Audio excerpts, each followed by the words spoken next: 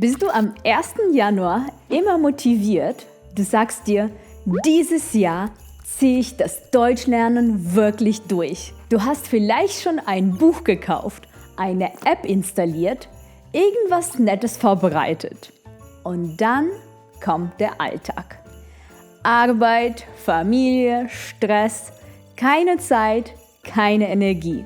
Und plötzlich ist Februar, März oder April. Und dann bist du wieder genau da, wo du letztes Jahr aufgehört hast. Wenn dir das bekannt vorkommt, dann bist du hier genau richtig.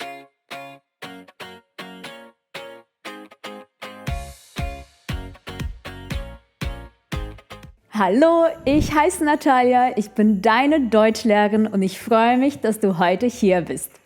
Ich unterrichte seit mehr als 10 Jahren Deutsch und ich kann dir sagen, deine Probleme mit dem Lernen liegen nicht daran, dass du zu wenig Motivation hast.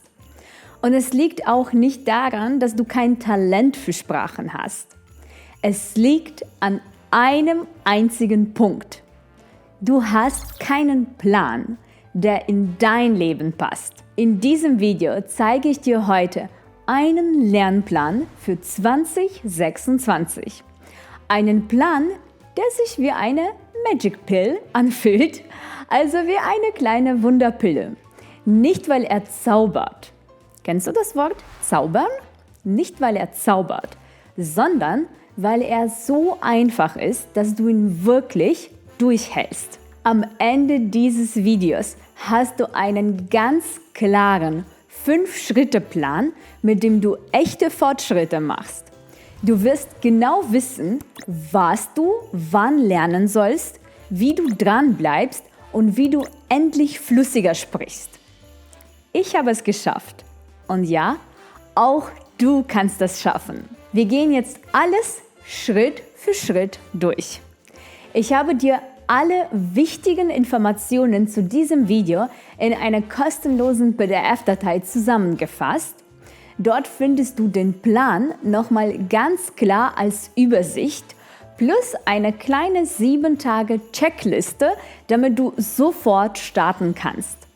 Den Link zu dem PDF findest du wie immer unter dem Video in der Infobox oder in dem angepinnten Kommentar. Dann lass uns loslegen. Schritt 1: Dein Warum. Das ist wirklich der wichtigste Schritt. Kein Spaß. Weil ohne ein echtes Warum hältst du nicht durch. Dann lernst du mal ein bisschen, wenn du motiviert bist und hörst wieder auf, wenn es schwierig wird. Ich frage meine Schüler immer, warum lernst du Deutsch? Und ganz viele sagen dann so etwas wie, weil ich in Deutschland lebe. Oder, weil ich Deutsch einfach können will. Und ich verstehe das total. Aber das ist zu ungenau. Dein Warum muss so klar sein, dass du es wirklich fühlst, dass es dich innerlich pusht und motiviert. Zum Beispiel, ich will mich bei der Arbeit sicher fühlen und nicht ständig Angst haben, etwas Falsches zu sagen. Oder ich will mit meiner Partnerin, mit meiner Familie, mit Freundinnen auf Deutsch lachen, diskutieren und meine echte Persönlichkeit zeigen. Oder ich will die C2-Prüfung bestehen, weil ich dann studieren kann. Oder ich will endlich auf Deutsch telefonieren können, ohne vorher alles aufzuschreiben. Merkst du den Unterschied? Das sind Gründe, die ein Gefühl auslösen. Und genau dieses Gefühl brauchst du, wenn du mal müde und unmotiviert bist. Ich gebe dir eine Übung. Pausiere kurz dieses Video. Nimm dir 20 Sekunden Zeit und sag diesen Satz laut. Ich lerne Deutsch, weil. Sag ihn nicht im Kopf, sag ihn laut, mach ihn ganz konkret. Wenn du willst, schreib dein Warum danach in die Kommentare. Ich bin so gespannt und ich freue mich auf alle Kommentare. Schreibe das nicht nur für mich, sondern auch für dich selbst. Dieser Satz wird dein Anker für 2026. Kennst du das Wort Anker? Das ist ein Anker. Dieser Satz wird dein Anker für 2026. Na, hast du dein Warum gefunden? Das ist super. Ich hoffe ja. Immer wenn es schwierig für dich ist, dich zu motivieren und zu lernen, dann sprich diesen Satz laut aus. Erinnere dich an das Gefühl, das dich antreibt, das dich motiviert. So findest du wieder zurück zu deiner Motivation. Kurze Frage, hast du dieses Video schon geliked? Abonnierst du schon meinen Kanal? Ich sehe immer wieder, dass über 50% meiner Zuschauer die Videos ohne Abonnement gucken. Das macht mich natürlich sehr traurig. Ich arbeite super fleißig daran, dass ihr euer Deutsch verbessert und dann möchte ich natürlich, dass mein Kanal wächst.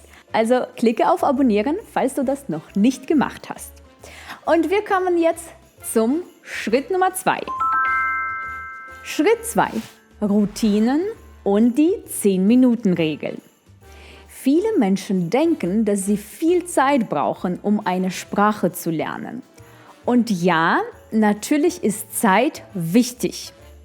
Aber viel wichtiger ist Regelmäßigkeit.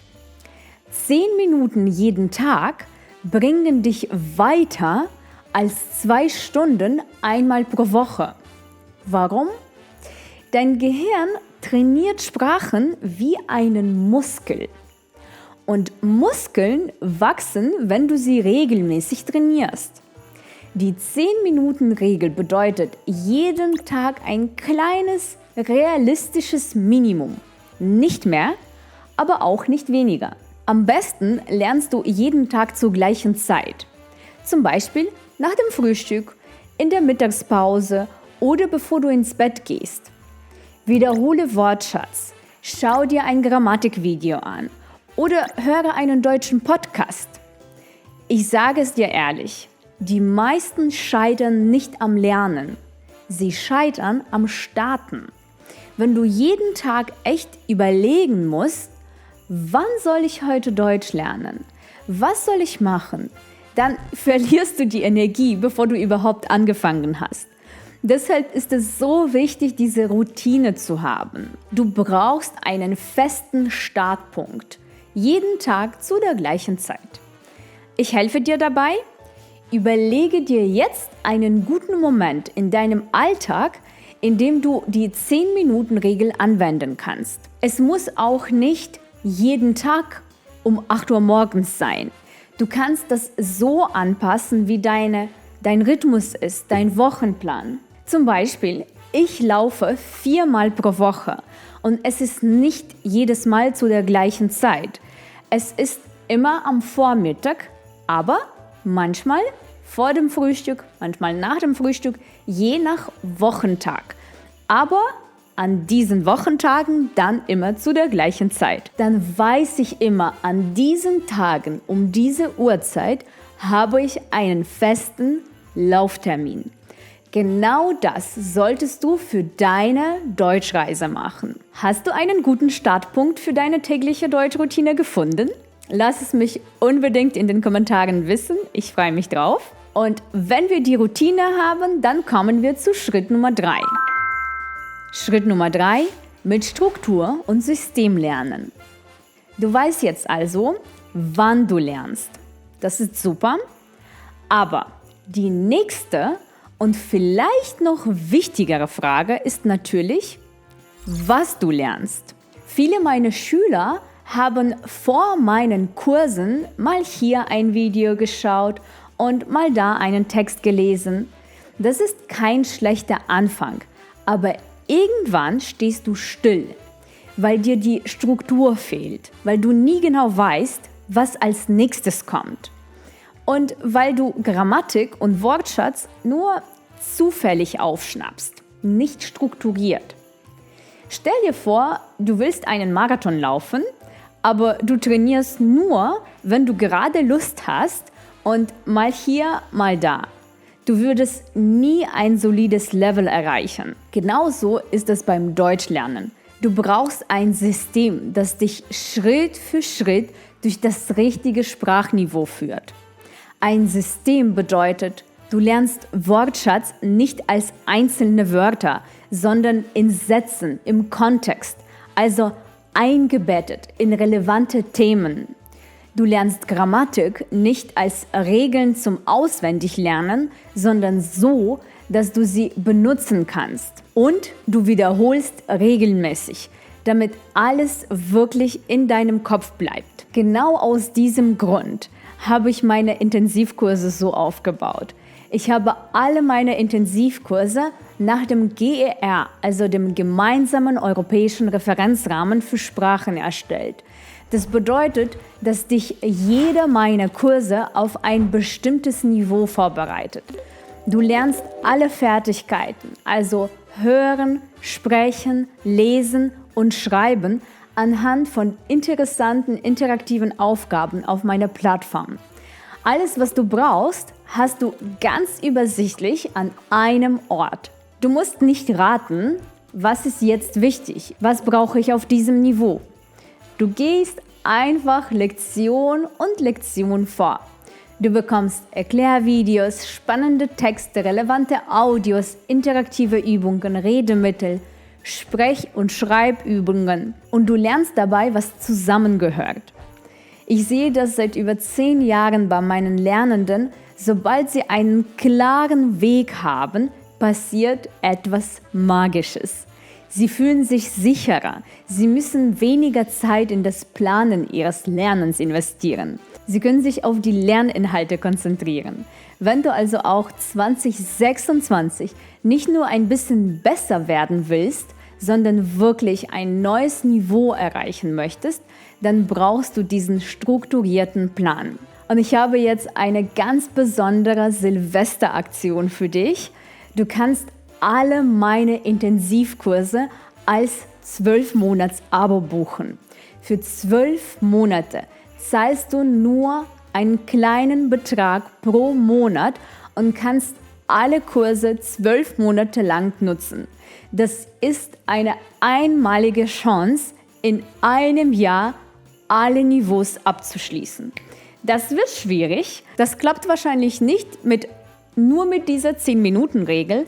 Aber wenn du wirklich motiviert bist und nicht Tausende von Euros auf einmal für alle Kurse zahlen möchtest, dann ist das eine super Alternative, jetzt zu starten und mit kleinen Beträgen jeden Monat mit einem klaren Plan dein Deutsch zu verbessern. Ich lasse dir den Link zu unserem Neujahrangebot in der Infobox und in dem angepinnten Kommentar. Schau dir das unbedingt an. Und wir gehen weiter zum Schritt Nummer 4. Deutsch in deinen Alltag integrieren. Viele Leute lernen Deutsch nur als Extrasache. Also sie setzen sich an ihren Schreibtisch und lernen. Und sobald der Tag voll ist, fällt Deutsch eben weg. Aber was wäre, wenn Deutsch auch ein Teil deines Alltags wäre? Das ist der Punkt hier. Du integrierst Deutsch in Dinge, die du sowieso machst. Zum Beispiel, du gehst spazieren oder joggen, dann höre einen deutschen Podcast. Ich verlinke dir hier meinen Podcast. Hier sprechen mein Mann und ich über interessante und alltägliche Dinge. Beim Frühstücken liest du immer die Nachrichten? Dann schau doch auf deutschen Nachrichtenseiten vorbei und lies auf Deutsch. Du scrollst auf Instagram oder YouTube? Dann folge mehr deutschen Kanälen. Du liegst auf der Couch und schaust Fernsehen? Dann schau einen deutschen Film oder eine deutsche Serie. Du schreibst Einkaufslisten oder Notizen? Dann mach sie auf Deutsch. Du kannst sogar dein Handy auf Deutsch umstellen. Das habe ich euch schon in einem der früheren Videos empfohlen und einige haben auch in die Kommentare geschrieben, dass sie das gemacht haben. Am Anfang ist es vielleicht ein bisschen schwierig, aber du lernst so unfassbar viel nebenbei. Und ich sage dir noch etwas, dieser Alltagsinput bringt dich nicht nur beim Verstehen weiter, er sorgt auch dafür, dass du ein Gefühl für die Sprache bekommst. Du verstehst immer besser, welche Sätze, welche Konstruktionen die Leute im Alltag benutzen und dann plötzlich kannst du die Sprache ohne viel dafür gemacht zu haben. Einen Tipp habe ich hierfür noch. Nimm dir pro Woche nur ein Alltagsmedium.